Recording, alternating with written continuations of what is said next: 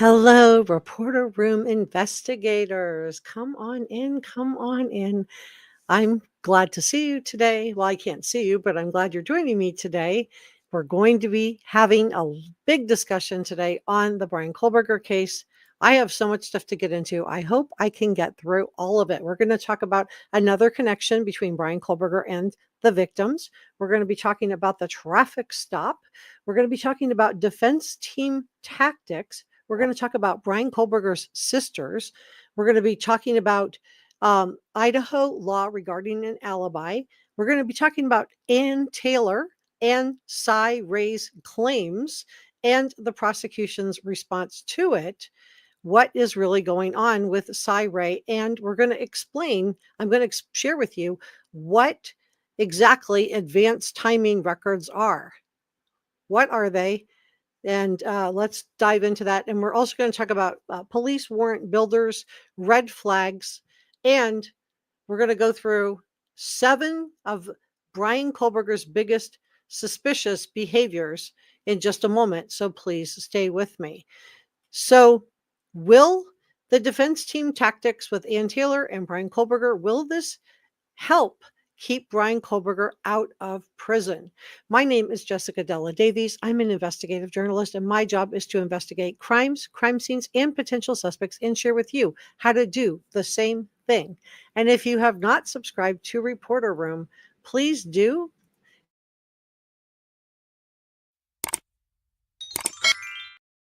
Like, share, leave a comment, and know that everything I'm sharing with you is my opinion. I do want to do a special shout out to our subscribers, our mods, and our channel members. Our channel members are the ones in the top chat with the blue, green, and red verified check marks. Our mods are the ones with the wrenches. So come on in. Tell me where you're from. And please remember that Bryan Kohberger is innocent until proven guilty. He has not had his day in court. Now, with that said, I am not a judge. I am not a lawyer. I am not a person of the court. So I'm going to be talking about this case in terms of Bryan Kohberger, because he's the one who the defense and prosecution are filing all of these motions on behalf of. He's the one that's been indicted, and he's the one on trial. So we're going to start with this. We talk about the 7 biggest mistakes that Bryan Kohberger made, the AT&T and Cy Ray information. Is there anything that Cy Ray can testify to that will exonerate or implicate Bryan Kohberger? Is there proof of another connection to the victim? Yes, there is. And Dylan and Bethany, we're going to talk about the 2 roommates. It is going to be problematic. The text messages and all of the online media is going to be somewhat problematic. And then we're going to talk about huge red flags in this case and Ann Taylor and defense team tactics. Will this help Bryan Kohberger stay out of prison? Will the jury find him not guilty? So we have a lot of stuff to dig into. Let's go ahead and get started. So according to, let's start with connections to the victims. So let's go with that first. Let me take this down. Let me pull this up. So come on in. Tell me where you're from.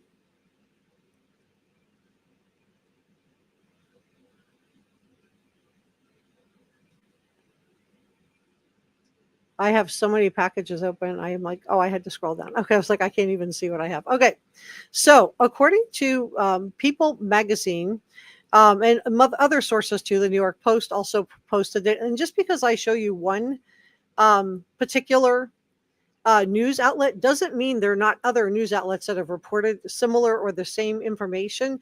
It just means that this one's free and available for me to show you. I had somebody saying, why do you use this news outlet versus this one? Well, some of them require a subscription. And because they require a subscription, I'm not really sure what the legality of me is to share their news articles, on a public platform like YouTube. And I don't want to cause any kind of problems with my channel or with the platform or with a news outlet. So I share the ones that are publicly available. But this doesn't mean that it's the only news outlet that's reported it. And you guys can always feel free to do your own research. You're welcome to do that.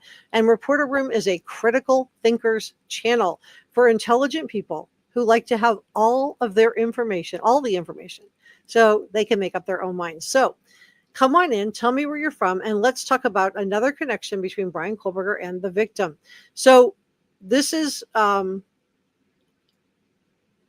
according to a source familiar with the investigation, a phone that belonged to Bryan Kohberger. We know now that there were two phones. He had his WSU phone number, and he had also his other phone, which used AT&T cell phone service that we're going to talk about along with Ray in just a moment. So please stay with me. So this is a phone connected to Bryan Kohberger that was collected after his arrest. According to the source, authorities did find pictures of the victim on his device. Now, what we don't know is if these are photographs that he took himself. Was he photographing the victims? Remember, the stalking statute in Idaho is very, very narrow. So for it to be considered stalking, the victims have to feel threatened or harassed. And in this case, in my opinion, I don't think the victims knew that Bryan Kohberger existed. Now, the source did not specify, so we don't know if they were photos he had taken of her or if they were photos he had downloaded from her social media. But regardless, it's going to show that he has yet another connection to the victims. And he said, quote, he had more than one picture of her. It was clear he was paying attention to her. Now, we've heard similar claims about the Instagram account being followed. We've heard multiple sources about this, that he was being followed. He was following Maddie and Kaylee on Instagram. And so this would be yet another connection from Bryan Kohberger to the victims. Let's continue on together. So he was arrested at his parents' Albrightsville, Pennsylvania on December the 30th. And let's go ahead and dive into, let me close this out. Let me go ahead and let's dive into the next bit because there's a lot of stuff to unpack here. So I want to talk about the AT&T records, and then we're going to talk about the 7 biggest mistakes that Bryan Kohberger made. Allegedly, he's innocent until proven guilty. The AT&T and Ray information. Is there anything that Ray can testify to that will exonerate or implicate Bryan Kohberger? How will the advanced timing records hurt or help his defense? And Dylan and Bethany, I think their testimony is going to be problematic for the prosecution. And then huge red flags in this case. And we're going to talk about Ann Taylor and defense team tactics. Will these help Bryan Kohberger stay out of prison? We have a lot of stuff to unpack, so let's get started. Let me grab the next one. I want to talk about the AT&T. Let me grab this.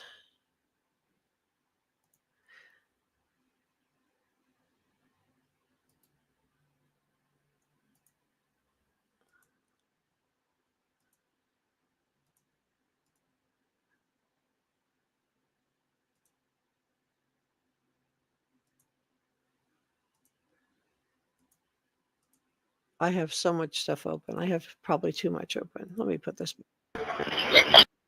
Okay. So let's talk about the AT&T records for a minute. So the prosecution is stating that they were able to get the advanced timing records from AT&T for the victims because of at the time back in 2022 when they were getting their search warrant, AT&T only held records for 7 days. So let's look at theirs, and then we're going to talk about what exactly are advanced timing records.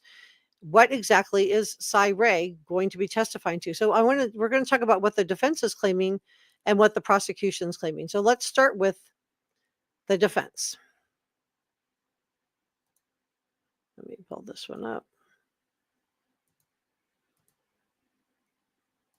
All right, so we'll start with the defense, and then we're going to go into the prosecution because they literally responded back to this. So this was filed by Ann Taylor, Elizabeth Massoth, Becca Barlow, and comes now. We don't need to do all of that, but this is in relation to. So I just want to set the table here. The limine related to the AT&T advanced records that's filed with the court on March 17th of 2025. This affidavit, so this is Ray's affidavit, is filed pursuant to the court's March 18th, 2025 order denying witness testimony at the April 9th hearing.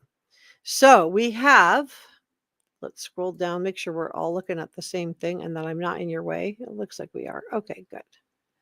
Just wanted to make sure. All right, so this is the affidavit of Ray.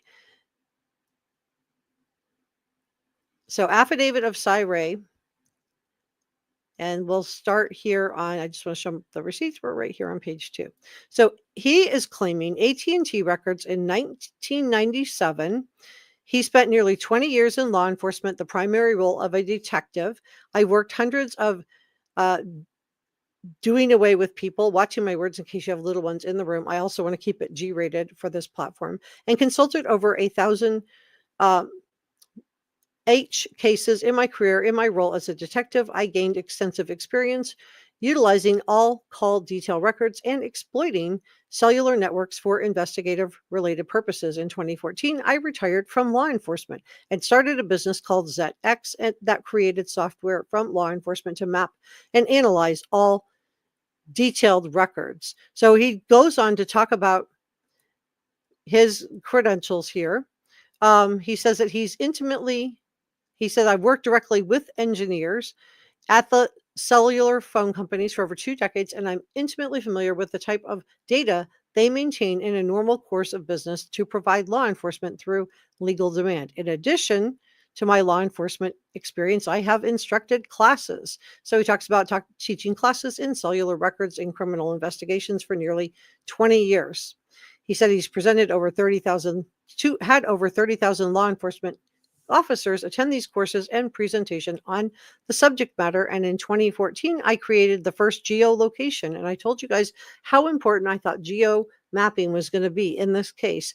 Investigation subject matter expert course in this field, and offered to the state and local law enforcement. As the result of the work, I have established well-known and best used and best practices within the discipline of call detail records analysis. Over 1,000 law enforcement agencies have attended my courses on the subject matter of cellular record analysis, to include the FBI, AFT, U.S. Marshals, DEA, and Department of Homeland Security.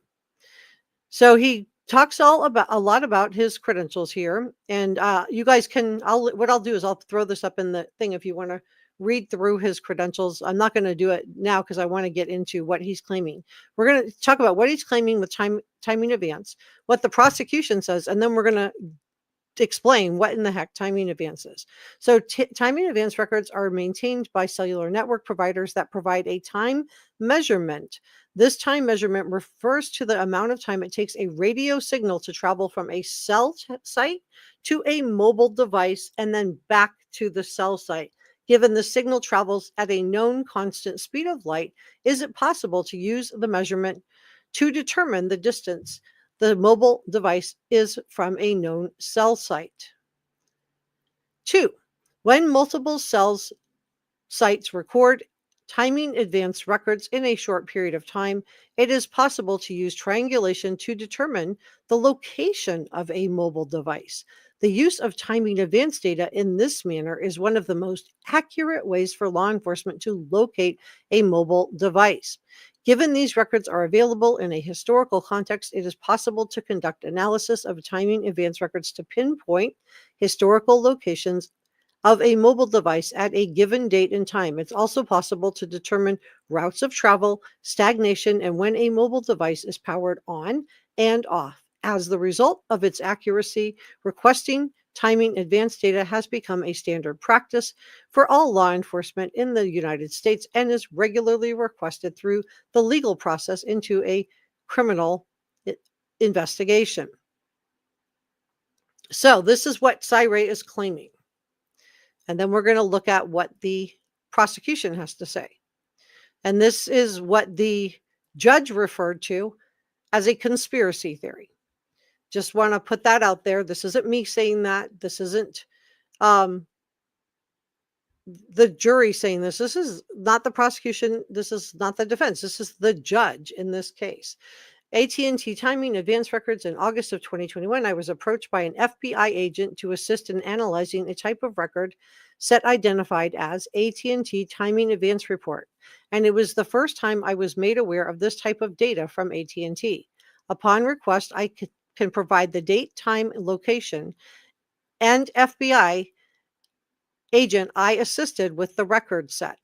So Yeah, I think we would all like to know that. And now he's under a gag order, so he can't tell us yet, but we'll find out at the trial. He's also claiming as of the year of 2021, AT&T had not officially released a timing advance report to law enforcement. Therefore, the ZX software program did not yet support AT&T timing advance records.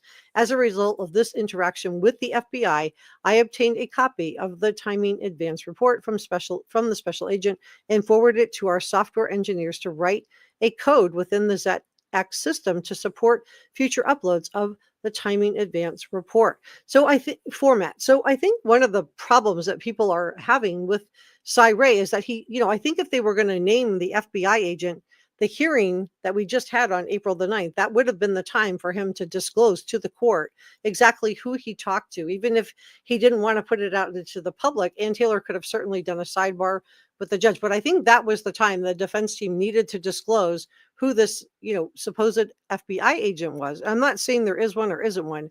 I'm just, I think that the judge feels like that, that was the time to argue that, but I digress. The next day, I was informed by the special agent and the AT&T timing advance report was not supposed to be viewed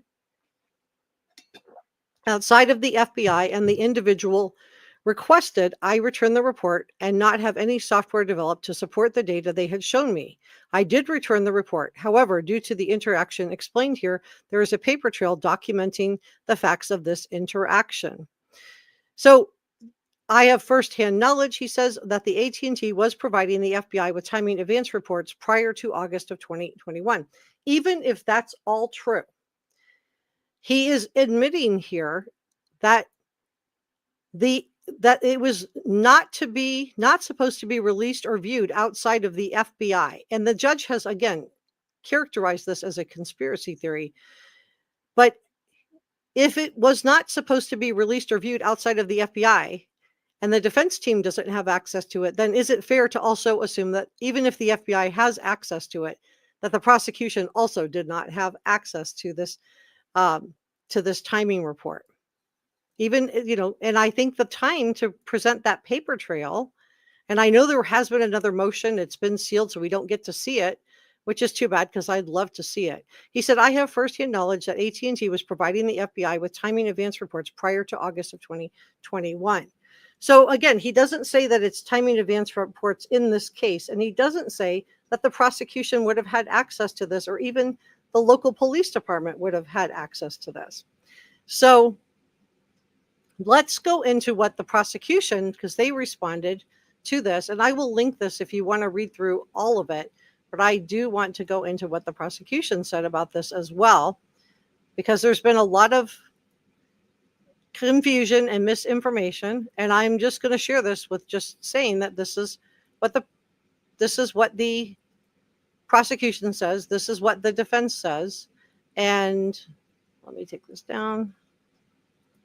I'm going to put this one up. Okay, so the prosecution responded to this because they have been saying the whole time they did not have access to these records. So we have, I just want to show you the receipts. Latah County Prosecutor's Office, Bill Thompson, William Thompson, and then comes now. We don't need to read all of that. Okay, so this is their respectfully replies to the defendant's objection to the state's motion in limine regarding the AT&T timing advance records filed on March 17th of 2025. So this is the prosecution objecting to what the defense what I just shared with you. So, and we're going to talk about what exactly timing advance records are and what this means to Bryan Kohberger. Will this exonerate him? Could this implicate him? In just a moment, so please stay with me. But let's finish this off, because this is what the prosecution said, and then we'll talk about what the judge said. So the timing advance records refer to the data that is used by providers, this is prosecution saying this, to estimate the location of a mobile device. The collection of this data is necessary for a cellular network to work properly. Carriers do not retain this data indefinitely. Regarding AT&T, before June of 2023, the AT&T retained timing advance records for 7 days. These records were not routinely provided in response to a legal demand prior to June of 2023. So again, what Ray is saying is that, oh, well, the FBI had access to it, that therefore the prosecution had to have access to it. But by his own admission, nobody outside the FBI was allowed to have access to it. So why would the prosecution have it? Even if you believe what Ray is saying, he's not claiming that the prosecution withheld this from the defense or that they had access to it. And again, the judge described Ray's claims as a conspiracy theory, reminded Ann Taylor that she was an officer of the court, and talked about disbarment. So I think, I know some people have tried to say that was directed at prosecution Ashley Jennings. No, it wasn't. I have the whole hearing. You can watch the whole thing in its context on my channel. I have the whole hearing. But anyway, I digress. It's frustrating when you're trying to put out credible information and then you have people who just, I don't know where the information is coming from. Obviously, there has to be some kind of sourcing for just, what I consider not, the same people who put out the tunnels or under the house nonsense are putting out that Ashley Jennings was the one that was going to get disbarred.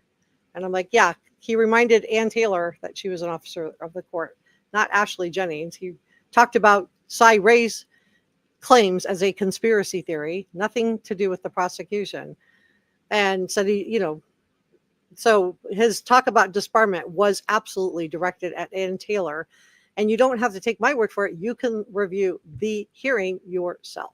So these records are not routinely provided in response to a legal demand prior to June of 2023. So there it is. He's not, they're not saying the prosecution, the FBI, this doesn't have anything to do with the FBI and what they had access to. It wasn't provided to the prosecution. They are saying this as an officer of the court. After June of 2023, AT&T started providing these records pursuant to a legal demand and began retaining timing advanced records for 13 months. In this case, the crimes, I'm going to watch my words here, occurred on November 13th of 2022. Bryan Kohberger was identified as a suspect on December 19th of 2022. So they were able to, so what Ann Taylor is trying to say is, well, they were able to get the search warrant information for the roommates and for the victims, but they couldn't get them from Bryan Kohberger within the 7 days. And what the prosecution has said was, no, of course not. The crimes occurred on November 13th. We didn't identify Bryan Kohberger as a suspect until December 19th. So over a month and a week later, they identified Bryan Kohberger. So they are saying search warrants for his AT&T records were executed on December 23rd of 2022. And then I've had people come in and say, yeah, but they got cell phone records for other people that were in and around the area. They did a cell tower dump. Yes, of course they did. But who had his cell phone switched off during the time of the crimes? Bryan Kohberger did. So even if they did a cell phone tower dump, which they did, within of the 2 hours that the crime occurred, and we know it occurred, started, around 4:04 a.m. Even if they did a cell phone dump in that 2-hour window, he turned his phone off and then on his way to Moscow, Idaho, and then turned it back on. It was off. So let's continue on together, shall we? Okay, so in this case, the homicides occurred on November 13th of 2022, and Bryan Kohberger was identified as a suspect December 19th of 2022. Search warrants for his AT&T records were executed on December 23rd of 2022. At this point, advanced records were not, so this is the advanced timing records, were not available for Bryan Kohberger's phone to cover the relevant time period, November 13th of 2022. Despite defendants' repeated assertions, the fact of the matter is that AT&T did not provide timing advance records to law enforcement for Bryan Kohberger's phone. The state is attaching affidavits from AT&T. So AT&T is saying this also. You don't have to take the prosecution's word for it. You don't have to take the judge's word for it. You could also consider what AT&T has. The state is attaching affidavits from AT&T verifying that the state did not receive the advanced timing records for Bryan Kohberger's phone. See the state's exhibit S1 and S2. Based on the above statements, Based on the above statements or inferences by defense counsel or their witnesses that there is additional evidence that could have been provided or was not provided is simply not correct and should not be allowed. Under IRE 403, any probative value of such evidence is outweighed by the danger of misleading the jury, undue delay, and waste of time. For these reasons, the state requests the court issue an order in limine prohibiting the defense from making any reference to the absence of the AT&T timing advance records for Bryan Kohberger. So let's see what AT&T said. Here's AT&T. So if you don't want to believe, you think everybody's in a conspiracy, everybody is conspiring against Bryan Kohberger, let's consider, this was, so, some of the comments I got, it was very hard to read through. Luckily, it's like, I think there are 4 or 5% of the people in this case that no matter what evidence, if they had a video of Bryan Kohberger doing this crime, they would not believe the evidence, because I think conspiracy theories, maybe that's more fun to believe. There were people when the tunnels under the house, I kept trying to say there weren't tunnels under the house. No one came in a tunnel under the house to do away with the victims. And I had people insisting in the comment section that there were tunnels under the house and that, this was all a big conspiracy to frame Bryan Kohberger. And my, pushback on that is, if they just wanted to frame somebody, wouldn't it have been easier to frame one of the boyfriends of the victims? Wouldn't it have been easier to frame the roommates? Wouldn't it have been easier to frame the DoorDash driver? If you just wanted to frame somebody, why pick this unknown guy, Bryan Kohberger from WSU, to frame? I mean, it doesn't make any sense. So let's listen to what AT&T says, because you don't have to take the prosecution's word for it. You don't have to take the police's word for it. Maybe you'll take AT&T's word for it. So this is their certify of authenticity of domestic records pursuant to federal rules of evidence 902 11, 902 13, and 803 7. I, Stephen Gordon, attest under penalties of perjury by the laws of the United States of America pursuant to 28 U.S.C. 1746, and the information contained in the certification is true and correct. So he is stating this under the penalty of perjury. I am employed by AT&T. My title is Director Compliance. I am qualified to authenticate records responsive to the search warrant dated December 22nd. So this would have been right after they identified Bryan Kohberger. Because I am familiar with how the records were created, managed, stored, and retrieved. I further state that AT&T maintains records at or near the time of the occurrence of the referenced matter set forth by or from information transmitted by a person with knowledge of those matters, and the records were kept in the ordinary course of the regularly conducted business activity of AT&T and made by AT&T as a regular practice. And B, AT&T provided records for the phone number 50. I won't say that. Although these are old numbers, but this is the Bryan Kohberger's number. Response to the search warrant dated December 23rd of 2023 for records between November 12th at 12 a.m. So that's 12 a.m. right before the crimes occurred, and that's Pacific Standard Time, to November 14th of 2022, related to the November 13th. They're using the H word, homicides. AT&T did not provide timing advance records for the 8458 phone number. That is one of Bryan Kohberger's phone numbers. Timing advance records were only available if requested within 7 days of the specific time frame. Timing advance records were not included in AT&T's records responsive to the reference search warrant because more than 7 days had elapsed between November 13th of 2022 and the date of the search warrant, which was December 23rd of 2022. I further state that this certification is intended to satisfy rules 902.11, 902.13, 8037 of the Federal Rules of Evidence. And then this is the search warrant. And you can see here, the search warrant is dated December 23rd at 10:03 a.m. and the magistrate judge Megan Marshall signed it.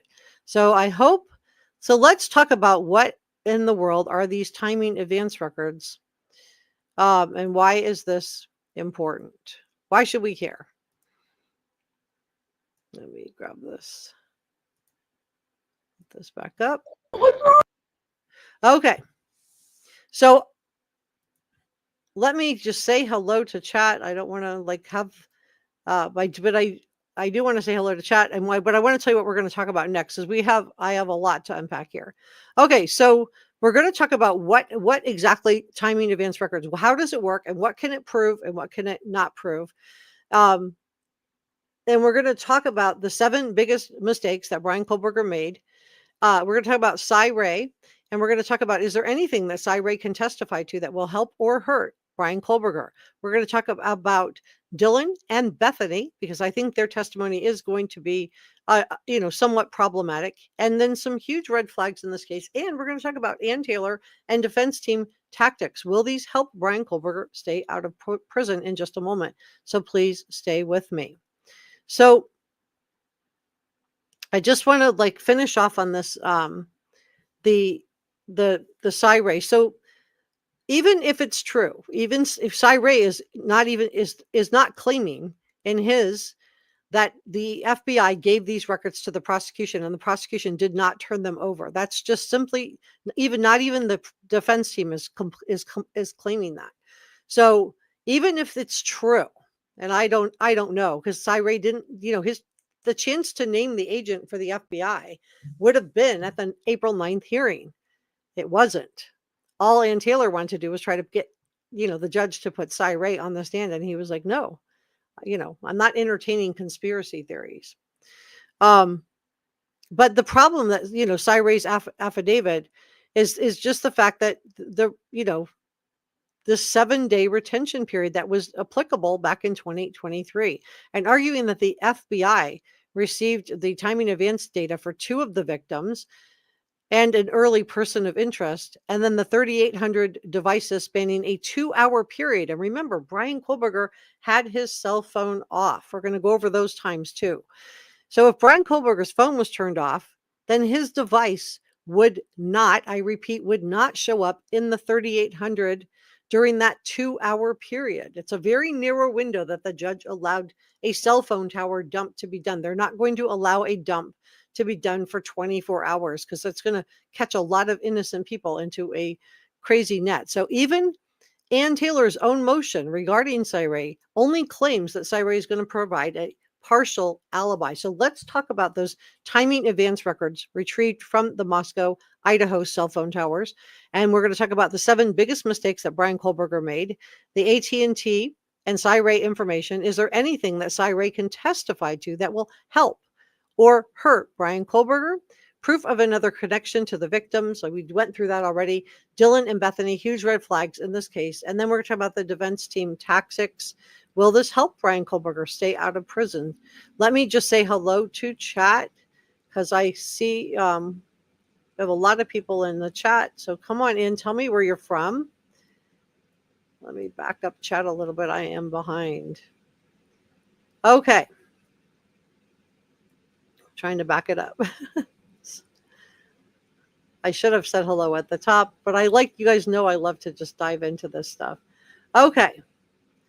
This is our head mod, NJazz. Please like and subscribe. Let YouTube know I am doing a G-rated show here. Hi, Adrian. Welcome. Thank you for modding today, NJazz. Thank you for modding, Holly. Bob Williams says he's thumbs up number 42. Thank you for that, Bob. I really appreciate it. Hi, Sherry. Hi, Christy. Hi, Jewel. Brother Mike said, mods, please help in chat. Welcome others and watch for trolls and remind others to press the thumbs up. This is our other head mod, Brother Mike. Annette, great to see you. Holly, thank you so much for modding. Keyboard Crime Fighter said, according to an anonymous source, this isn't factual evidence. The court and the prosecutor already confirmed Bryan Kohberger was not stalking victims. Well, again, the stalking statute in Idaho is very narrow, but nobody has claimed he doesn't have connection to victims. So let's not move the bar from here to here. I said connections to the victims. I didn't use the word stalking, but he does have connections to the victims. Let's just be clear on that. Stalking in Idaho means that the victims have to feel threatened or intimidated. And I don't think these victims even knew Bryan Kohberger's name, let alone to name him in a stalking. So I just want to, push back on that a little bit, and let's not move the bar from connections to stalking. So I just want to make that clear. Hey, Leslie, thank you for modding today. Christy said, hey, brother Mike. Lainey says, not stalking by Idaho law definition. It doesn't mean he wasn't looking at them. Yeah, let's use the word connections. Let's use the word surveillance. But stalking can't be allowed, just like they're not going to allow the use of psychopath and sociopath. Does this mean, unless somebody diagnoses Bryan Kohberger as a psychopath, as a sociopath, does this mean he isn't or is a sociopath or psychopath? I don't know. But, he does have connections to the victims. So let's not move the bar from connections to the word stalking, because that's a legal definition, and the stalking definition would not apply in this case. And that's what the prosecutor said. He never said there was no connections to the victims. Hi, Rebecca. Nice to see you. Thanks for the thumbs up. Mike, thank you so much for modding today. Mike says, no wonder if no connection means they did not communicate. I'm thinking it doesn't mean he wasn't following one or more. It just means they did not follow him back and did not communicate with him. Exactly. Thank you. Thank you so much for your common sense thing. I just feel like every time I come out with credible information, I have somebody else then move the bar to a different standard of what I'm trying to say, to a legal standard that is not something that I am claiming in this live stream. So, hi, Michelle. Great to see you. Come on in. Tell me where you're from. Christy agrees with you, Mike. Annette says hello.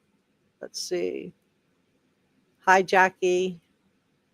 Top Cat said, stalking is a specific act in Idaho. The victims need to feel fearful, harassed, etc. These victims had no idea he was watching them. Exactly. Thank you. Really appreciate that. Hi, Leslie. Thanks for modding today. Batgirl is here. Hi, Batgirl. Batgirl says, I just lost Batgirl. Batgirl says, I love your channel. You do a great job on your content. Thank you so much. I really, really appreciate that.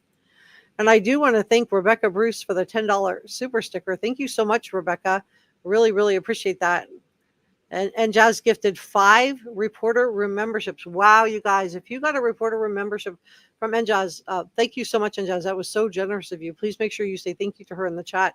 And thank you, Njaz. That is really, really generous. Thank you, Christine, for the 99-cent super sticker. I'm really grateful. Thank you so much.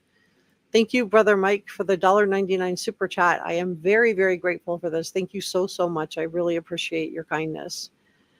Brother Mike did another 99-cent thing and says, hello. Great to see you. Really appreciate that, Mike. Thank you so much.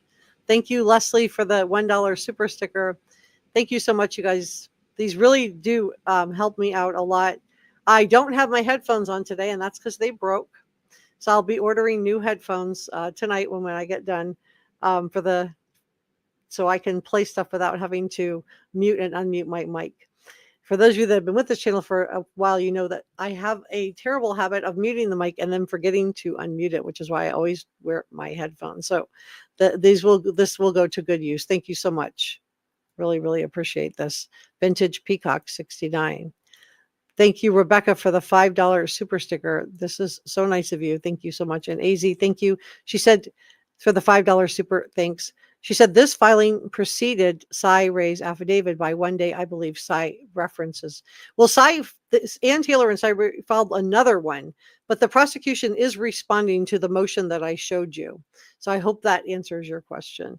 So the defense made the claims first. Cy Ray made his affidavit, and then the prosecution responded to it, and then the judge came in when Ann Taylor, who had Cy Ray standing by, apparently, allegedly, on Zoom, and the judge characterized what Cy Ray said as a conspiracy theory. He reminded Ann Taylor that she was a, quote, officer of the court. And then he talked about disbarment to Ann Taylor and the defense team. So, yeah. Thank you for that, AZ. Wow, time has flown. Glad you're here for 7 months, Princess Elsa, and thank you for modding today. And thank you, Naomi, for the $4.99 super sticker. That is really, really nice of you. Thank you so much. Okay, so let's keep going on this. Let's keep digging in. And Bryan Kohberger is innocent until proven guilty. Hi, Joey. Great to see you. Not guilty? You think he's not guilty? Well, I think I'm going to hold off my reservation until I see the trial. Barbara, thank you so much for being here. And Judy, thank you so much. Don't know how to tag. Okay.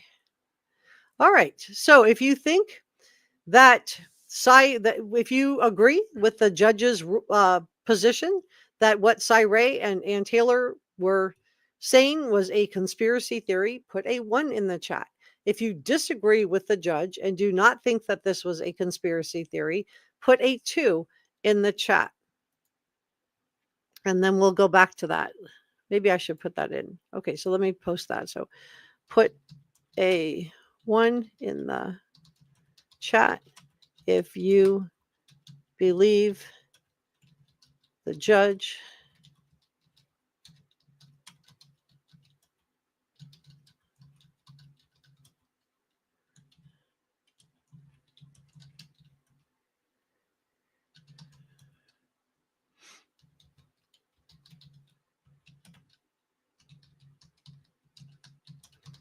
Okay, so that's 1. Just in case somebody comes in late, put a 2.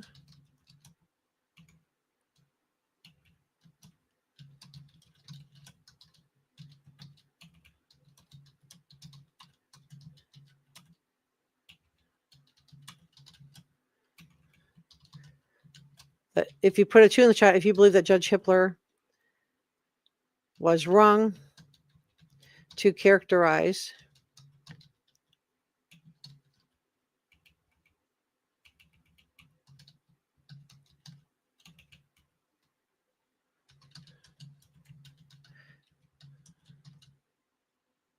to describe defense team and Cy Ray claims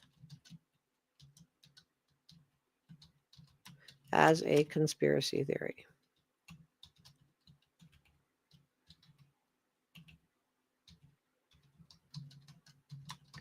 So I want to curious what you guys think about this. Okay, so there I wrote it down so that you guys can respond to that, and then anybody that comes in late can see what we're responding to. So put a 1 if you believe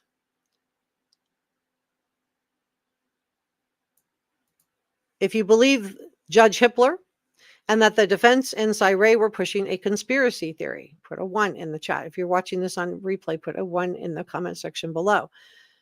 Put a 2 in the chat if you believe Judge Hippler was wrong to describe defense team and Cy Ray claims as their claims that the FBI had this information and somehow the prosecution had this information. If you believe that Judge Hippler was wrong to describe these claims by the defense team and Cy Ray as a conspiracy theory, put a 2 in the chat.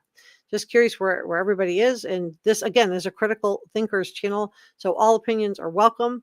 Just express them in a polite way. So we know that Bryan Kohberger shut off his phone and turned it back on during the time of the crime. So this would have been in the wee hours of the morning of November 13th. So let's talk about the timing of that. because the AT&T cell phone tower dump records for Bryan Kohberger, now the prosecution did ultimately get these in 2023, and they did turn these over to the defense team. But let's talk about the timing of when this phone was turned on and turned off.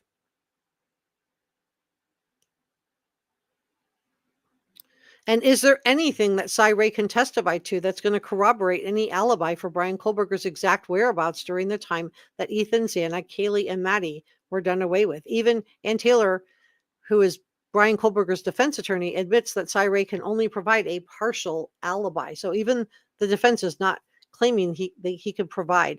So Cy Ray can testify to BK's travel direction before 3 a.m. But that's, the crimes didn't occur till after 4 a.m. in the morning. So that would again have been outside that 2-hour window where they did this, where the law enforcement did that cell phone tower dump. So I do believe that Bryan Kohberger took a detoured route on his way to the crime scene and on his way back to Pullman, Washington, in an effort to create reasonable doubt. Ultimately, it will be up to the jury to decide. So let's talk about some of the 7 biggest mistakes that Bryan Kohberger made, and then we're going to discuss proof of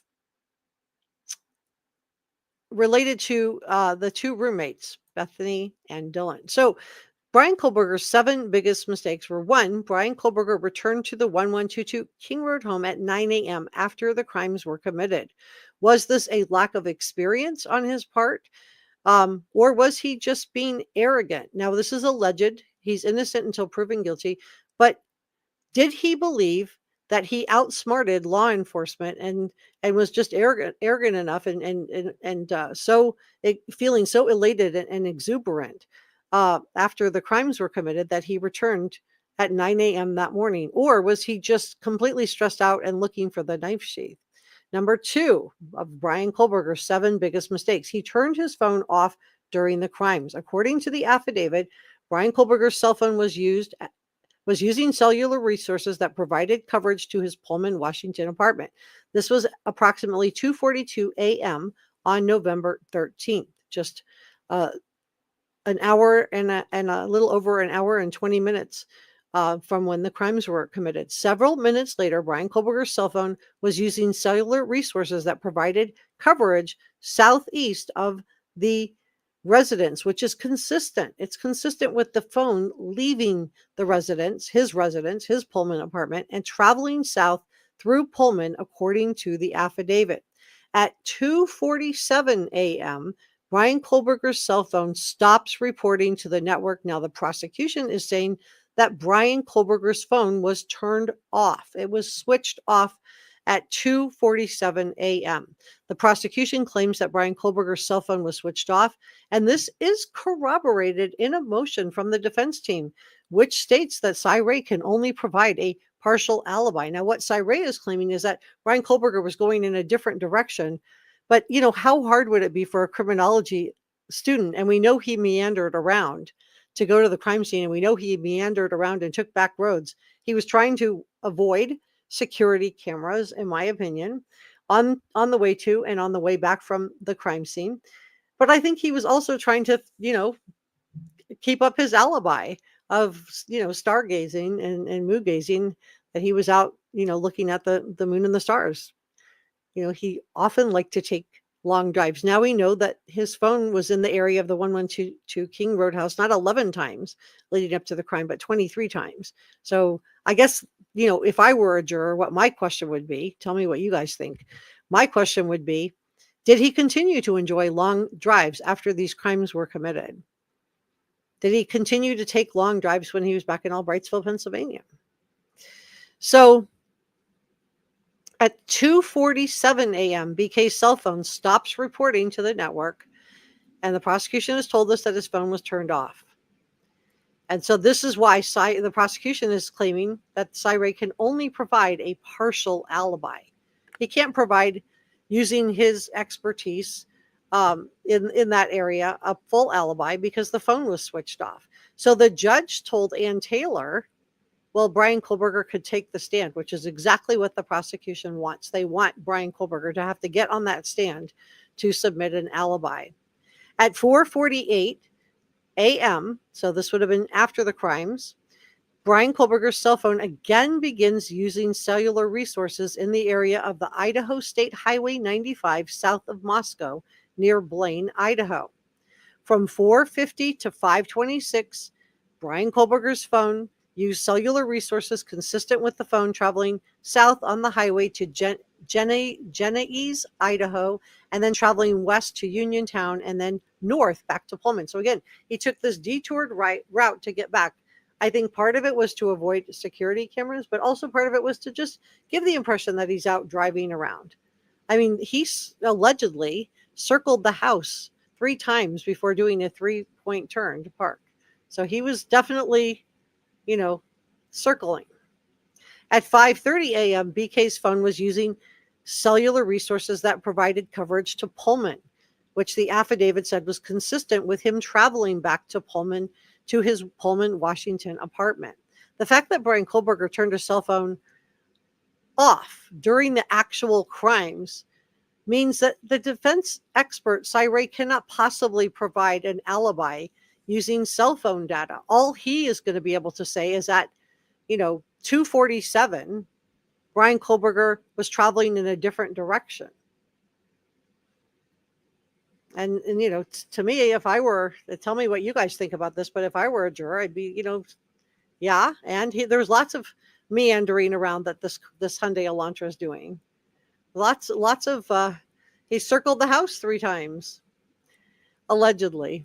He's innocent until proven guilty. Number 3 of the 7 biggest mistakes that Bryan Kohberger made. Bryan Kohberger changed the license plate on his car on November 18th, just 5 days after Kaylee, Maddie, Ethan, and Xana were done away with. And in my opinion, this is why Bryan Kohberger would have felt more comfortable driving his own car to the crime scene. I mean, what were his options? He could have borrowed a car, right? But if he had borrowed a car, he wouldn't have been able to clean it as many times. And somebody would have said, yeah, he borrowed my car. And that would have been suspicious. Because why wouldn't he have driven his own car? If he had rented a car, again, it would have traced right back to him with the rental company. And he would not have had control of a borrowed car or a rental car to clean it as many times as he wanted to. And so he knew he was going to change these tags. Now, Carfax documents show that the car's registration was changed from Pennsylvania, where Bryan Kohberger's parents were living, to Washington on November 18th of 2022. And I have people come into the chat and say, yeah, but he, it was getting close to his birthday. But here's the issue. It's not, I'm not saying it wasn't close to his birthday or it was close to his birthday. My point is that he knew he was changing the car tags, and that's why he felt comfortable driving his own car. So that's my point with that. And also, I want to just share with you that I just did some research on this to find out what is Washington law. Under Washington state law, drivers are required to register their vehicle within 30 days of moving to the state. Obviously, Bryan Kohberger was well outside the 30-day window. It was the end of the semester, and he had been there for months. So I believe he intentionally waited to change the car tags until after the crimes were committed. As I shared with you in the last live stream, I think that the November 13th, 2022 date was intentional. I had also people telling me another date that what I mentioned. I'm not telling you the date of what Elliot Rogers did, what he did. I'm talking about page 118, which is listed, a book is listed in the affidavit, page 118 of the Elliot Rogers manifesto, and what that says. And so I believe that this was a hat tip to Elliot Rogers. Elliot Rogers says that in his manifesto that the day of retribution was November,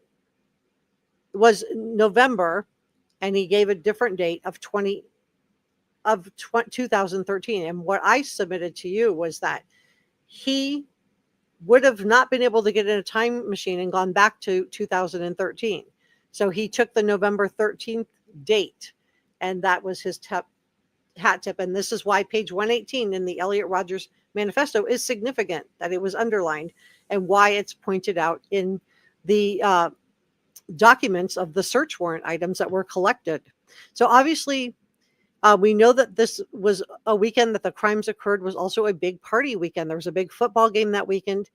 And that was the other thing that was, mentioned in this page 118 of that last sentence that I believe is going to be the sentence that is going to be presented to the jury.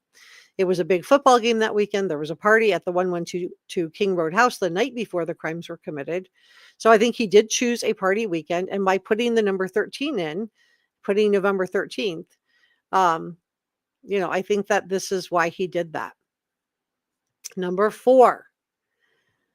And I just want to go back to the Elliot Rogers manifesto. I also think that this is why that DoorDash delivery did not deter him from committing the crime that night.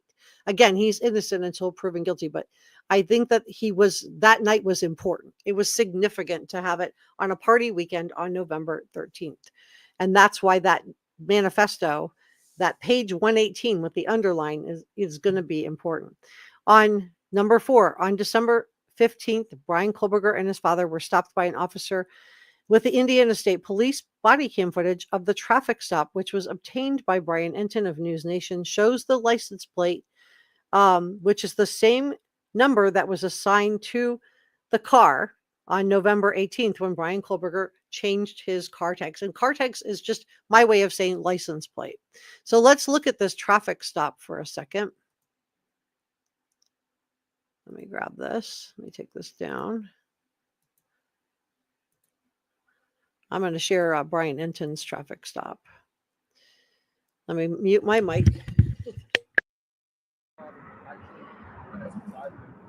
Well, we're coming from WSU, and we're standing early. What's WSU? Yeah, I go to the university basically. That is SWAT team.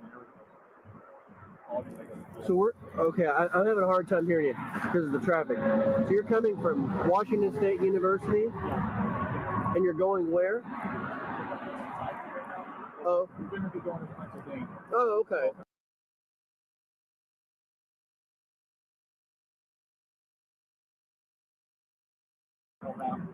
Yeah. We're slightly punchy because we're driving for hours. Hours, days. We're driving. Well, yeah. Almost a day. Okay. And what did you say about some SWAT team thing? Or yeah, there was a mass shooting and everything. Where? This was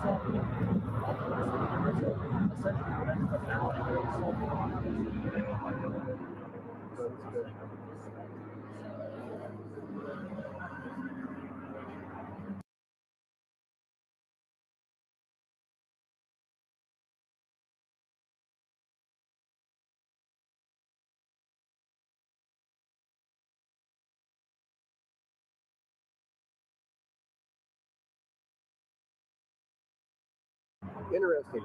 Well, it's horrifying because he's going to the university, you know what I mean? Mm-hmm. So y'all work at the university there? I actually do work there. Oh. PhD. Okay.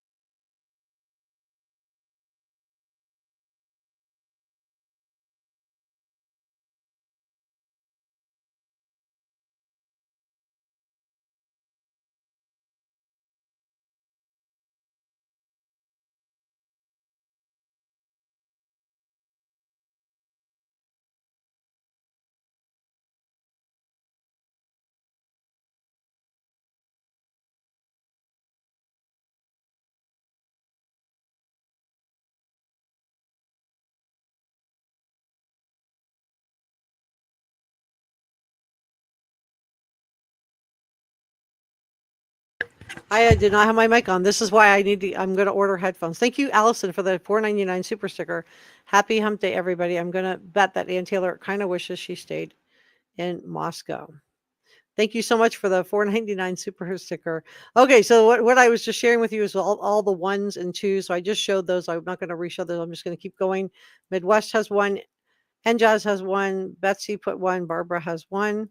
Free to be me says, my opinion is guilty as sin, but all will come out at the trial. Yeah, and it will be up to the jury to decide that. We don't have to decide that. Leslie put a 1. Kelly put a 1. Jama Diane put a 1. Mike says Syray will not be back, in my opinion. LOL. I don't know. So we're putting a 1 in the chat if you believe Judge Hippler and that the defense and Syray were pushing a conspiracy theory. The judge said that. So if you believe the judge and you believe that this was a conspiracy theory, that somehow the prosecution had these AT&T records for Bryan Kohberger and simply just didn't want to turn those over, but yet they turned him over in 2023. So they're not even claiming they never turned him over. And again, it's the defense team's job to poke holes in, what the prosecution presents. But as an officer of the court, she's not supposed to traffic in conspiracy theories, which is what the judge said. This is not me saying this. This is the judge saying this. So put a 1 in the chat if you believe that the judge that, that the defense and Syray were pushing a conspiracy. Put a 2 if you disagree with the judge and you don't think it was. You don't have to say guilty or innocent. You could just talk about this conspiracy theory, or you can tell me that he's guilty or not if you want to. AZ says AT&T Co-A was March 24th. Syray's affidavit was dated March 25th and filed the 26th. That's correct. But I'm not talking about the date on the AT&T affidavit. I'm talking about the date that the prosecution filed their motion. So I hope I have cleared that up for you. They received the affidavit, but they responded to Ann Taylor's motion. And this is not the first time that they've, tried to impugn the integrity of the prosecution. And imagine if you're a prosecutor or you're a law enforcement officer, and of course that is her job. She's going to try to poke holes. But if somebody oversteps and just blatantly says something that's just simply not true, you would respond to it, which is what the prosecution did. And the judge also responded to it. You're here, Naomi. I'm glad you're here. Allison put in a 1. Malibu said, and Justice, thank you for your support, Allison. Malibu says, Ann Taylor has violated her professional responsibility as an officer of the court, in my opinion. Rick says 1/2. So you're in between the two. 1, Barbara 1, Sheila 1,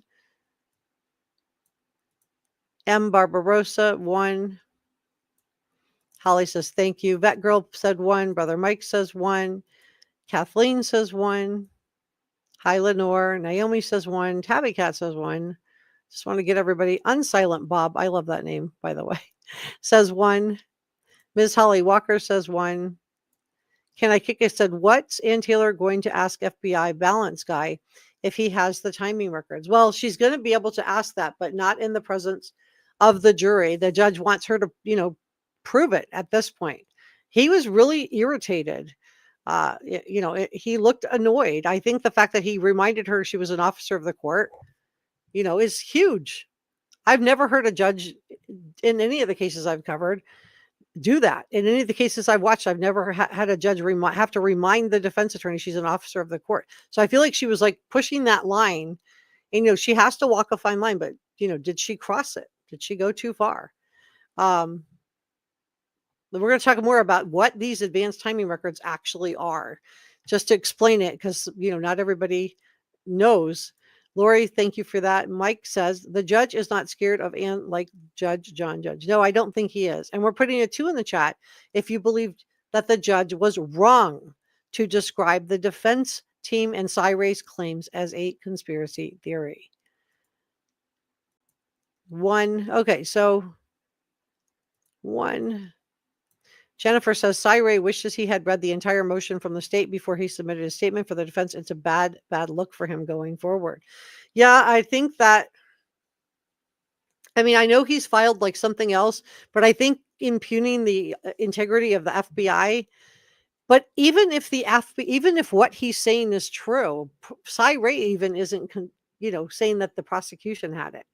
If the FBI gave him a peek at something that he wasn't supposed to be looking at, and then, he had to give it back, okay. But that doesn't mean the prosecution got the same peek at it. And it certainly doesn't mean the prosecution received it. So, even if you believe what Cy Ray claimed, doesn't mean that the prosecution got the same sneak peek. If Cy Ray has somebody, and whoever this, person is that did this, that the time to name them was during the April 9th hearing, and they weren't named. Needsome Z said his comments were highly inappropriate, regardless of his personal opinion of Cy Ray sworn to claims. Judy puts in a 1. Christine says 1. Free to be me puts in a 1. Virgil says 2. Christine puts a 1. Lisa puts 1. Joey says 2. Kathleen says 1. Lenore says 2. Malibu says 1. Donna says 1. Princess Elsa says 1. Joey, it's like the third time you voted, dude. Joey, you're cracking me up here. Okay, Delta put 1. Sharon put 1. Faraday says 1. Lori says 1. Betsy Ross says inappropriate ? Pushing conspiracy theories has no place in a court of law. I don't think this judge is going to just allow this trial to go off the rails into, nonsense. He does seem like he has integrity. And so Bob says that Ann Taylor should have sent the affidavit back to Cy Ray, told him to tone it down like a lot. It's her at the end of the day. She is the lead attorney for Bryan Kohberger. Exactly. And I think, you summed that up perfectly. I think it is ultimately up to her. So let's talk about let's talk about this notice of an alibi. What in the world is the prosecution upset about? And now the judge said that Bryan Kohberger could take the stand. So is this going to be the way this ruling comes down? So according to the Idaho Code 19519, notice of a defense alibi, the defendant shall serve within 10 days or at a different time as the court may direct upon the prosecuting attorney a written notice of his intention to offer a defensive alibi. So that 10 days came and went back when we were with Judge John Judge back in Latah County. It came and went, and Judge John Judge extended it, which he has the right to do. And then a while later, we got the moon and the star. He was out taking long drives like he often likes to do, and he was gazing at the moon and the stars, so stargazing. He was it says also, this is according to Idaho law. This isn't me saying this. This is the law. Such notice by the defendant shall state the specific place or places at which the defendant claims to have been at the time of the alleged offense, and the names and addresses of the witnesses of whom he intends to rely on to establish such an alibi. So what I'm saying is that this is what the prosecution is saying is that Bryan Kohberger never gave a time or a place. He didn't give any names or addresses of any witnesses that he intends to establish of the alibi. So what the prosecution says is that, Judge, we don't think any alibi should be submitted at this point because what he has submitted isn't really an alibi. And even Ann Taylor characterized it as a partial alibi. This is written. She wrote it in her motion. So, but ultimately it's up to the judge to decide. But did we get a hint on how the judge is going to decide on this when he said, well, Bryan Kohberger could take the stand? All right, so let's talk about what in the world are these AT&T advanced timing records. What are they? All right. So this is a policeman's guide to cellular investigation. So, and I just want to kind of talk about what the timing advanced records are and what they aren't. So they inevitably include cell phones. While most investigators focus on the data stored inside the phone, the critical evidence can be found on the cellular networks themselves. So this article talks about key topics for investigating cellular phone networks, like how mobile phones use networks important identifiers, and locating phones using cell towers. So I don't want to get too wonky into this, but I just want to explain how this works with Bryan Kohberger. So I'm going to just do a very quick synopsis. All right. So, and then we're going to go back to the 7 things that Bryan Kohberger, mistakes that he made. We're still in the middle of that. But basically, let me go back here. The timing advance records, and so this is the big, this is what the judge is, saying. They are a cellular network of investigations referred to this data within the cell phone records that indicate the distance of a cell phone from a particular cell phone tower. This timing advance data combined with other information like the videos. We know the defense was provided 12 hours of video footage of the Hyundai Elantra driving to and going from the crime scene. This advanced data combined with other information like the time the cell phone started and the location of the cell phone tower, this is used to pinpoint the location of a phone during a call. So this process is known as timing advanced, and it's similar to sonar. The telecom provider, they know exactly how long it takes for a signal to travel. Because the speed is known, when the response signal is received by the tower, the telecom will know exactly how far the cell phone was from that tower. So the signals radiate from the tower in a circular shape, right? And the phone can be anywhere in that 10-meter wide arc within the connected area. AT&T uses a system known as Network Event Location System. And that's how AT&T will estimate the location of the mobile devices within their network. So how much is CyRay really going to be able to provide to the prosecution, provide to the jury, and help the defense team? Well, this is, I think that it's going to be very limited because of Bryan Kohberger switching off his cell phone. He switched it off right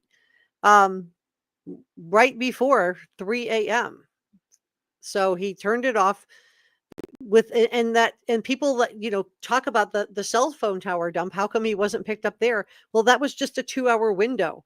They're not allowed to just do a cell phone tower dump. No judge is going to give a warrant for that in perpetuity. It's not going to be an infinity amount of time to get a cell phone tower dump. So they were allowed to get a cell phone tower dump within a 2-hour window of when the crimes were committed, which was around 4 a.m. So BK switched off his phone before the 2-hour window and switched his phone back on after the 2-hour window, which is why CyRay is, in my opinion, not going to be able to provide him with an alibi. So let's talk about number 4.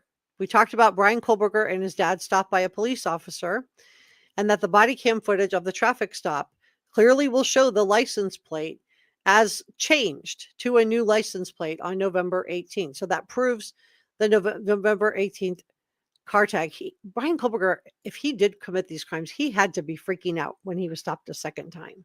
Now, I've been told that they wanted body cam footage of his wrists and hands and face just to see, whatever they could see. But maybe not. Maybe that's incorrect. So Bryan Kohberger left. So number 5 is the 5th mistake that he made. And then we're going to dig into red flags. We're going to talk about Bethany and Dylan, because I do think the fact that they were on social media and texting and talking, is going to be a problem for the prosecution somewhat. And I think the defense is going to have a field day with that. Bryan Kohberger left a state. He drove out of Washington State. Washington State does not have capital punishment. He drove across the border to a state that does have capital punishment to commit these crimes. Now, I believe he chose this house in particular because it was a party house. It was a known party house. And I also believe that he was fixated on Maddie Mogan and Kaylee Gonzalez. But he could have fixated on somebody else in Washington, and he would have not been up for capital punishment. All of the motions that Ann Taylor's had to, provide for him, had to file for him to try to keep capital punishment off the table, including claiming that he's autistic, but I'm showing you video where he's easily making eye contact. The prosecution wanted an independent expert to verify the autism diagnosis, and Taylor said no. She refused. So, I don't know what you guys think about that. But I think what initially started out as an attraction to either Maddie, Kaylee, or both turned into hate when they weren't responding to him. Number 6, Bryan Kohberger could have also used, if he had not have crossed the border into Idaho, he could have used an insanity defense in Washington state, whereas the state of Idaho does not have an insanity defense. I do not think that the judge is going to take away capital punishment. That's just my opinion. Because of an autism diagnosis, let me know if you have a different opinion in the comment section below, and we'll see what the judge ultimately decides on this. But I do believe that Bryan Kohberger is going to be facing capital punishment. And the reason I believe this is because this particular judge, we refer to him as Judge Hip, rejected a dozen of Bryan Kohberger's defense team motion and Taylor motions to strike capital punishment. He's already said no a dozen times. She just keeps asking in a different way. And in light of how many times he's rejected arguments by the defense team trying to remove capital punishment as a consequence for doing away with Ethan, Maddie, Xana, and Kaylee, I don't believe that this latest attempt by Ann Taylor is going to work on this particular judge. I do believe that Bryan Kohberger will face capital punishment in the event that he is convicted. He is innocent until proven guilty. Number 7, Cy Ray will not be able to provide BK an alibi because Bryan Kohberger had his phone turned off. And I think the fact that the phone was turned off right at the times of the crimes, and it wasn't because the battery went dead, because it had a good charge on it. I think the fact that he had it off is going to be something that the jury takes into consideration. And then if he does want to provide an alibi, will the judge make Bryan Kohberger take the stand to do it? That doesn't mean that Cy Ray can't testify. Cy Ray can still talk about the advanced timing records. And I'm going to talk about Dylan and Bethany next, but I want to talk about Bryan Kohberger's neighbor. Bryan Kohberger had a neighbor that spoke out about him. So let's revisit this for a second. Oh, I want to talk about Bryan Kohberger's sisters too. Let's do that next. Let me do that. Let's do the sisters. Then we're going to do the neighbor. Make sure I'm not in the way.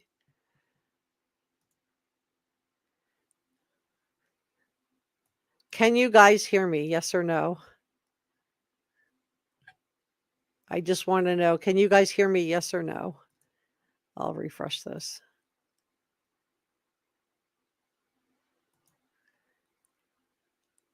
Yes? Okay. So I'm just having trouble with this. Let me add this in. Okay. So this is regarding his sisters.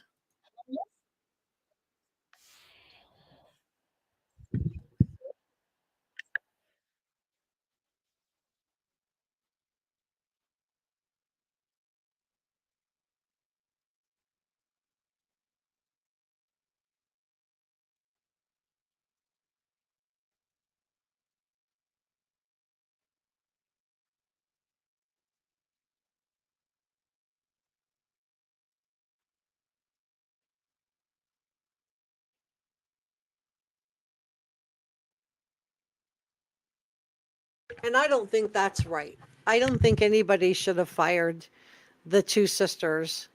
They're not responsible for what their brother did. If, he's innocent until proven guilty, I think firing them was just really unkind. What do you guys think? Do you agree? Do you think that was right for them to be fired over this or not? Let me know in the comment section below.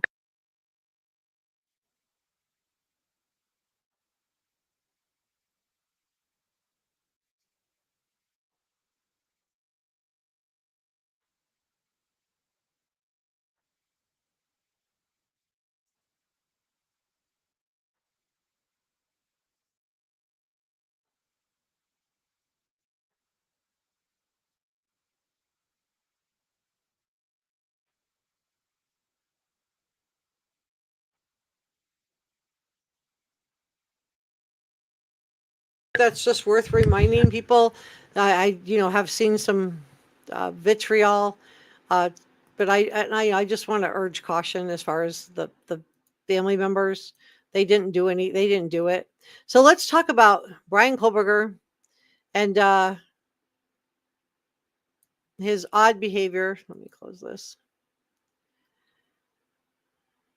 And then we're going to talk about the defense team and are they creating an illusion for future jurors with a new effort to get certain evidence tossed? Will it work?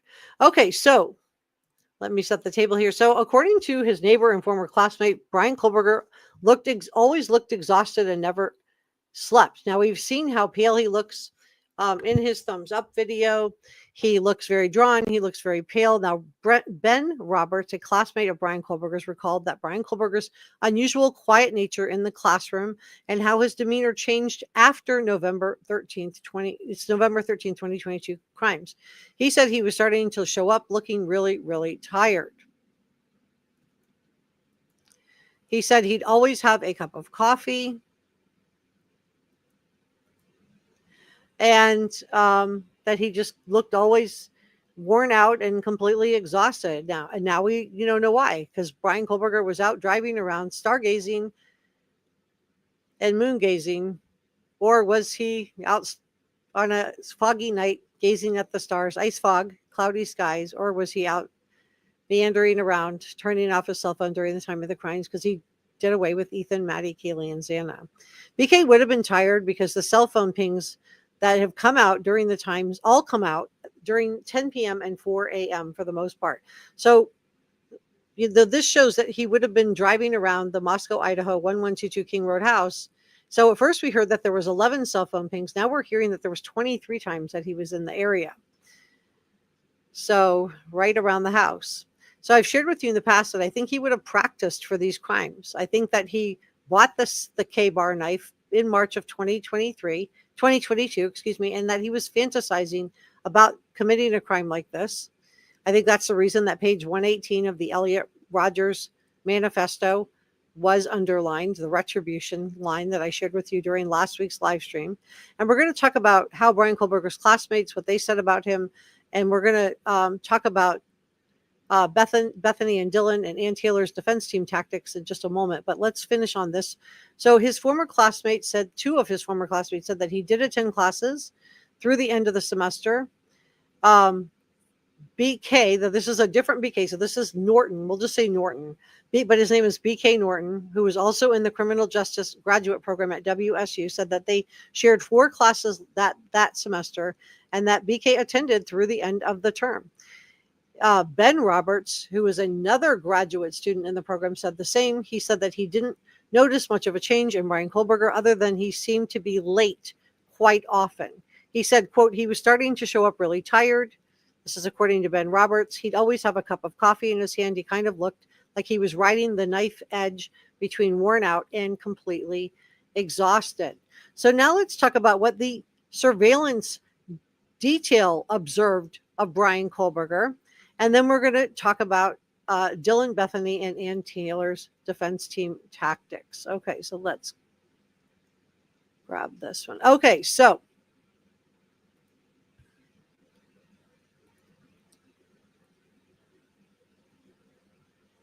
the net had been closing in on Bryan Kohberger for several weeks. He was placed under surveillance by law enforcement for 4 days leading up to his arrest on December the 30th of 2022. The surveillance team was tasked with keeping eyes on him so that authorities could arrest him as soon as the warrant was obtained and obtaining a DNA sample that the investigators could use to try to match him to the DNA that they found on the knife sheath, the snap of that knife sheath that was found underneath and to the side of Maddie. So during this period of surveillance, investigators observed criminology behavior students behaving, this is Bryan Kohberger, suspiciously. They saw him wearing surgical gloves, secretly dumping his trash, and rigorously cleaning the inside and outside of his Hyundai Elantra with its brand new tags. Law enforcement told CNN, and my source on this that I'm sharing with you is The Independent, but this has been reported by multiple outlets. Feel free to do your own research. They said that Mr. Kohberger was seen wearing surgical gloves on multiple occasions outside of the family home in near the Pocono Mountains. So that's in Albrightsville, Pennsylvania. On one occasion, BK was also spotted cleaning his white Hyundai Elantra inside and out, not missing an inch. And remember, when he was arrested on December 30th, that was over 6 weeks, almost 7 weeks after the crime was committed. So he had plenty of time to meticulously clean that car inside and out. On another occasion, Mr. Kohberger was caught sneaking out of his family home around 4 a.m. to put trash bags in his neighbor's garbage bins. And people have said, oh, that's not strange. But when you start to add everything through, it does start to add up. So this is a red flag, in my opinion. The fact that he's separating out his trash from his neighbor's trash, which is what law enforcement saw him doing the night they arrested him. You've got to imagine they were looking through like the scope of a gun, probably, right? But he was caught sneaking out of his family's home around 4 a.m. to put trash bags in his neighbor's garbage bins. Again, just this by itself isn't going to be enough to convict him, but combined with a lot of other things, this is either he did it or he's the most unlucky person ever. I mean, his car is caught on CCTV, 12 hours of footage. People come into my comment section to talk about the Linda Lane footage. Okay, that's great. How much of that is the 12-hour video footage, which is what Ann Taylor put a motion in. She doesn't want the jury to see the 12 hours of video footage because she said that she doesn't have time to go through it. And imagine you were the victim of a carjacking and it was caught on camera. You were at a stoplight. Stoplight had a camera and someone carjacked your car and took it. And law enforcement had it on camera. And the defense says, oh, I don't have time to go through that evidence, Your Honor. So therefore, let's just not have that evidence come in. That was her last argument to the judge. She didn't think that the 12 hours of raw video footage should be allowed to come before the jury because she doesn't have time to go through it. But she took on another capital punishment case. She took on another capital punishment case, but she's telling the judge she doesn't have time to do her job for Bryan Kohberger. And the judge asked her, well, if you don't have time to do your job for Bryan Kohberger, I'm paraphrasing. It's not, those aren't exact words, but why would you take on another case if you can't handle the one you already have? And that's my question too. Why would she take on another case, another capital punishment case if she really doesn't have time? So either A, she's not telling the truth, or B, she doesn't care if she does a good job. I mean, I don't know what you guys think about that. So the affidavit reveals that investigators had used DNA obtained from the trash in his parents' home. They stopped the trash truck as soon as it started to pull away from the house to match to the thing. Now, this isn't the DNA that's going to be presented at the trial. The DNA that's going to be presented at the trial is the buccal swab that law enforcement had a order from the judge to get a buccal swab from Bryan Kohberger. He didn't volunteer it. They had to get a court order, and they got his DNA, and that is what matched the DNA on the knife sheath found underneath and to the side of Maddie in the octillion. So it's unclear if any evidence was found in Bryan Kohberger's Hyundai Elantra. Ann Taylor said there was no DNA evidence, but that's not evidence. And I think there is evidence because the defense team then filed the motion saying that they did not want the evidence that was collected from inside Bryan Kohberger's Hyundai Elantra to be presented to the jury. So there was something in that car that Ann Taylor does not want the jury to see. But I do think that, it's very, very interesting.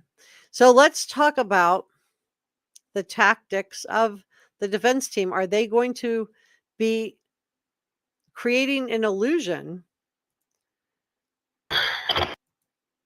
Are they going to be creating an illusion for the jury? Are they going to be able to poke enough holes to create reasonable doubt? So law enforcement told CNN that BK was seen wearing the surgical gloves, separating out his trash from his parents' trash.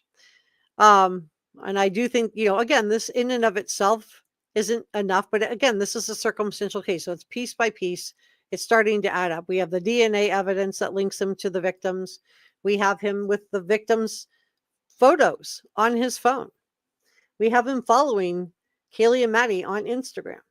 We have him with the cell phone pings in and around the 1122 King Road house, not 11 times, but apparently 23 times. And then we have another cell phone ping at 9 a.m. the morning of the crimes outside the 1122 King Road house. And if law enforcement is able to line up those cell phone pings with the video camera footage, 12 hours of raw video camera footage, and I do believe they're going to be able to show that it is Bryan Kohberger's car. They're lining that up with the cell phone pings don't have to stand on their own, do they? So let's talk about Dylan and Bethany. So I do want to talk about kind of where we're at with Dylan and Bethany and just what we know about them so far. And then of what we think, what I think happened that night. So let's start by considering the affidavit. Let me grab a sip of water. That Dylan heard someone say, it's okay. Oh, heard someone first say, there's someone here. And another thing she said is, it's okay, I'm here to help you. Now, we've all wondered how that DoorDash delivery food bag ended up on the kitchen counter next to the kitchen sink. And I want to take this into account. So this is what I believe so far happened. I'm curious if you have a different theory. And again, Bryan Kohberger's innocent until proven guilty, but this is not a court of law and we are not judges. So I do believe that the perpetrator entered the house through the second floor patio doors. I think the patio doors were left open because the intention would have been, especially when you consider the how-to essay that's going to be admitted to the jury that talks about how not to leave DNA transfer and evidence behind, that Bryan Kohberger wrote when he was at DeSales University. The intention would have been not to touch the patio doors on the inside or on his way out, but also leave the patio doors open so that he could make a quick exit if he had to. It would have been, but he would have been working hard to minimize his DNA transfer, which is why I believe that he was wearing the black balaclava, which we know now he purchased, and a full monkey suit, which we still don't know what that Dickies receipt was for yet. We haven't heard about that yet. And you think about Locard's principle of transfer, that every contact leaves a trace. So I do think that in light of the essay, that he would have been trying to potentially minimize his DNA transfer. So I think he entered through the patio doors on the second floor. He left them open. And I believe that he went straight upstairs because I do think his target was Maddie. And I don't think he was expecting Kaylee to be in the same room with Maddie. I think he would have been surprised to find Maddie and Kaylee in the same bed together. I believe that Kaylee fought back. I think he was able to do away with Maddie fairly quickly. I don't think these crimes sounded like what we think they sounded like, because Ethan and Xana didn't call 911 either. Let me know what you think about that. I think that if you did something, if you practiced and you had planned out what you were going to do, you would be able to do away with somebody without them making a sound. Even if they were still alive, they wouldn't be able to make a sound. So I do believe that Kaylee fought back, and this is how the knife sheath was lost. And I've heard people say, well, how do you explain the knife sheath was clean? And my question is, who said the knife sheath was completely clean? The only thing we know about the knife sheath is that there was DNA found on the inside snap. We've never heard anything about it not having any other evidence on it, or not having, any blood or anything like that. But some people have theorized that he left it as a calling card. And I talked about that last week as well. That was Bryan Kohberger naming himself from being the using a K bar, which is KB, and just reversing his own initials, the K bar killer. Is that why he picked that particular knife? I don't know. Let me know what you think. We're going to talk about defense team tactics, I hope, today. So I believe that Xana came out.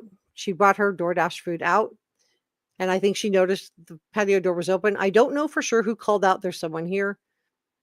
Dylan thought it was Kaylee, and it could have been Kaylee just trying to sound the alarm, but it could have also been Xana, because when she walked out to take that DoorDash and put it back next to the kitchen counter, she would have felt the cold air coming in. It was cold in Idaho that night. So she would have felt the cold air, and she might have also called out, there's someone here. And she was maybe calling out for Ethan. And I think if Xana and Ethan had stayed in their rooms that night, I think we would have had an Idaho too. And I think that, this would have sent the perpetrator bolting down the stairs. And I think Xana got chased back into the room and she was done away with and Ethan was done away with. And the fact that, it's okay, I'm here to help you was said is just diabolical in light of what we know of what happened to these victims. So there's been a lot of speculation as to why Dylan and Bethany did not call 911. And I think Ann Taylor will definitely be able to make a lot about this. But I don't think Dylan and Bethany are as important of witnesses as we think they are. I think the DNA is going to be really important. If there is that ID that was found inside the box, inside the glove at his parents' Albrightsville, Pennsylvania home, and it belongs to one of the victims in the house, I think that's going to be really important. If any of those animal hairs that were found, I think there was 2 found in his Pullman apartment, traced back to Buddy the dog, or traced back to Kaylee and Jack D's dog, Murphy the dog, I think that will be a problem. So let's also consider the fact that Ethan and Xana didn't call 911. So I just don't think these crimes sounded like what we think that they did. I think you can do away with somebody that silences them very, very quickly. So let's talk about the defense team tactics. Let me take this down, this up. Okay, and I'm not in the way. Okay, so is the prosecution trying to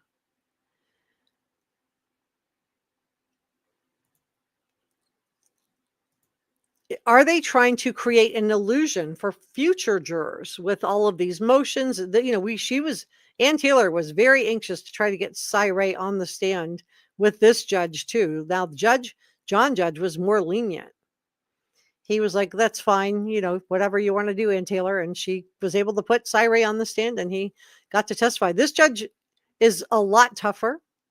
I think he's fair, but I think he's tough.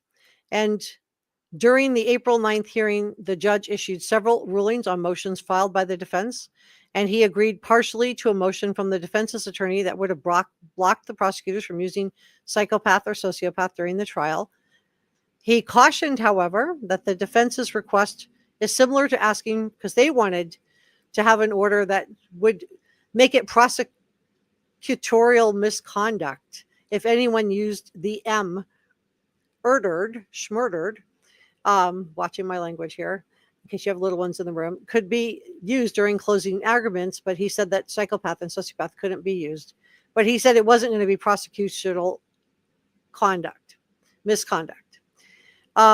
So we know that a doctor is being used as a witness by the defense, and that the defense agreed to hand over the findings regarding Bryan Kohberger's psychological state, filing a motion to preclude capital punishment based on his autism diagnosis. I don't think that dog is going to hunt. I'm curious what you guys think about that.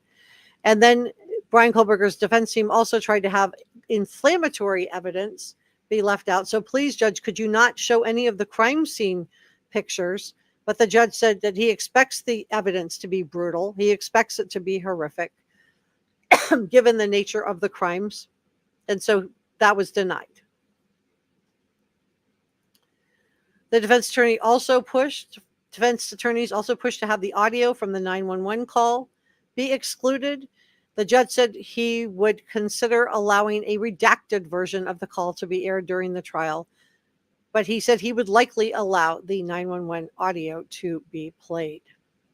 Now, former FBI agent Jonathan Gilliam told Fox Digital News, so my source on this is Fox, that he thinks that Bryan Kohberger's defense team is focusing on creating doubt for future jurors. I think so too. I think Ann Taylor's in those chat rooms.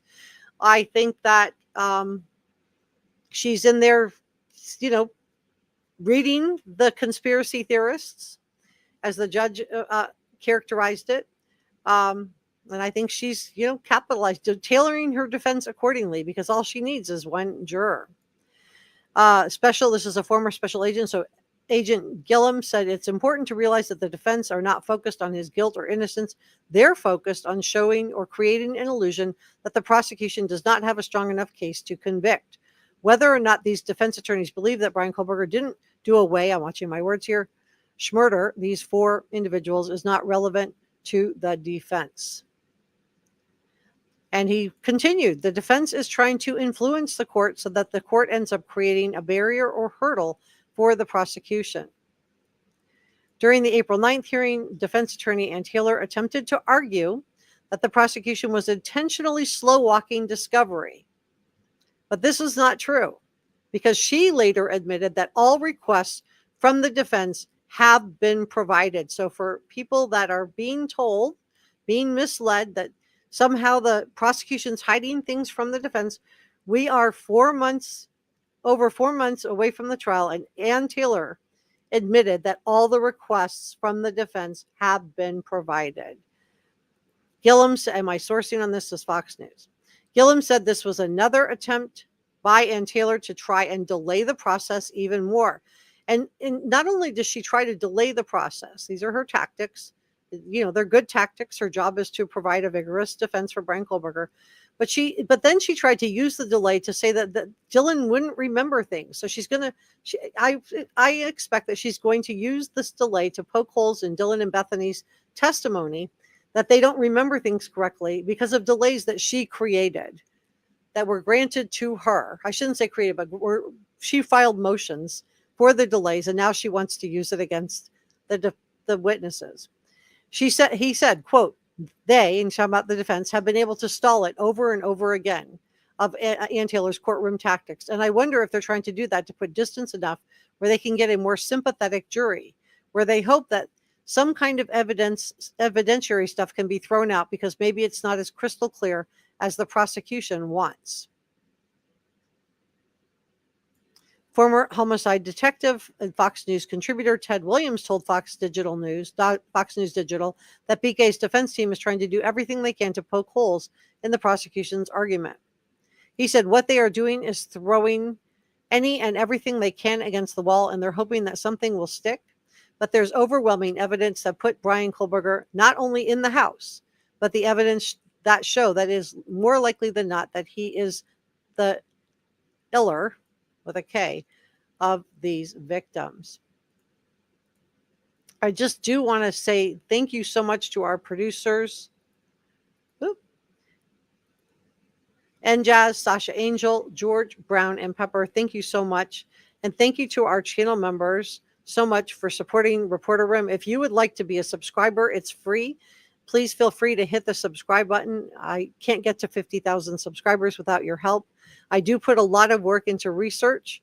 Prior to going live with you guys, I usually spend a couple of days researching this out. If you appreciate having credible information that is sourced from journalistic sources and court documents, then this is the right channel for you. If you like to have all the information so you can make up your own mind, then this is the right channel for you. And I also want to do super thanks and coffee gratitude to Brother Mike, Kami, Shannon Nelson, Vintage Peacock, Shannon Nelson, and gifted channel memberships, Njaz and Mallycat. And I missed one here. Shannon Nelson and Sally Balls. Thank you so much for your kindness. That was from the last live stream that we did. All right, guys, let me see where we are with chat. I do. Shannon says it doesn't make sense to frame anyone. Nothing will be solved. You're right, Shannon. I agree with you completely. And thank you so much for the $5 super sticker. That is the super stickers today are going toward new headphones. My headphones I don't have my headphones on.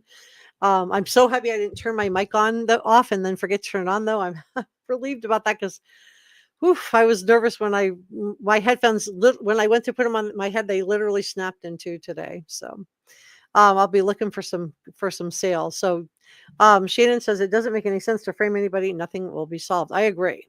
And I think the whole framing aspect, just to go back to what Shannon's saying, what I'm seeing is from this is just 4 or 5% of the people. The majority of the people are not claiming this. I think there's a small percentage, just like in the Ted Bundy case, just like in the O.J. Simpson case, that no matter what you tell them or show them, they're just not going to believe that Bryan Kohberger did it. That's fine. And I think it's fine if you're not sure, you're on the fence, because we haven't seen all the evidence yet. So I'm not saying you should have your mind made up either. But, I do think that this whole thing of, the FBI is lying. The Idaho State Police are lying. The Moscow Police Department are lying. The prosecution is lying. The judge is lying. Everyone's lying. Everyone's in on this conspiracy. That would be a lot of people to be in on a conspiracy, in my opinion. All the law enforcement, all the CSI people, all of these people would have to be in on this conspiracy for this to be true. And I just don't think you're going to get the FBI, the Idaho State Police, the Moscow Police Department, the prosecution, and this judge to all throw their careers away to frame some unknown guy that nobody had ever heard of prior to this case, in my opinion. Let me know what you think in the comment section below. Thank you so much, Holly, for the $4.99 super sticker. Thank you so much. That is really nice of you. It's going for new headphones because mine snapped in two today. And thank you, Long Island Hillbilly. She said Ann Taylor would have the judge disallow a guilty verdict just because. Well, sure, if she thought he would agree to it, I agree with you. I think that, she's filed a lot of motions. And thank you so much for the $9.99. I'll be ordering new headphones tonight. Yeah, she has filed a lot of motions. She doesn't want any of the evidence. So there was evidence collected at the Albrightsville, Pennsylvania. We know this home because we know there's evidence because she filed motions to prevent the jury from seeing it. We know there's evidence from the Hyundai Elantra because Ann Taylor filed motions to prevent the jury from seeing this also. We know there was evidence found in the Pullman, Washington apartment. How do we know? Because Ann Taylor filed motions to prevent the jury from seeing the evidence. We know there's evidence in the Hyundai Elantra because Ann Taylor filed the motion to prevent the jury from seeing this evidence. So there is evidence. We just haven't seen it all yet. So for people who are like already, deciding, and we haven't seen the whole defense case either. So I don't think being on the fence is a bad place to be. I think it's okay if your mind is not made up now. So I just want to put that out there. And we don't all have to agree. You and I, we are not going to agree on every single case that I do. It's just not going to happen. We're just not going to all agree on a case. In a year from now, we'll be talking about a completely different case, and maybe we will agree on that. So even if you disagree, please do it in a way that is polite, because I do remove people permanently from the channel, which means we won't have an opportunity to connect or interact in the future on a future case that you might, even if you don't agree with me on this one, you might agree with me on that one. And your comments your disagreement is welcome. You're welcome to not agree with me. I don't expect everybody to. I just am asking for people to be respectful of each other. Wayne says, I'm worried because they rushed to arrest someone before the college winter break ended. Well, I mean, they had him as a suspect on December 19th. And I think they arrested him because they didn't want students to come back. I understand what you're saying. I get it, Wayne. I just don't think I don't think that was the motive. I think the motive was to prevent this crime from continuing to happen. I mean, think about it. He was going back online to get another K-bar knife on Amazon, according to the prosecution. So after, and the jury's going to want to know where's your knife? Because that wasn't listed in any of the evidence. Where is his K-bar knife? Where is his K-bar knife sheath? So I understand why you're worried. Thank you so much, Leslie, for your positivity and your encouragement. Thank you for modding today, Top Cat. Really, really appreciate you. Lainey said, I hope you never have to find out, but it's unfair to judge them. And Free to Be Me says, headphones are the best. Yeah, I definitely miss them today. Bonbon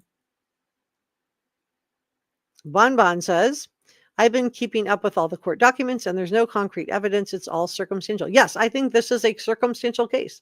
Most cases are. Most cases are circumstantial cases. You're not going to, most cases don't have a videotape of the perpetrator doing away with the victims.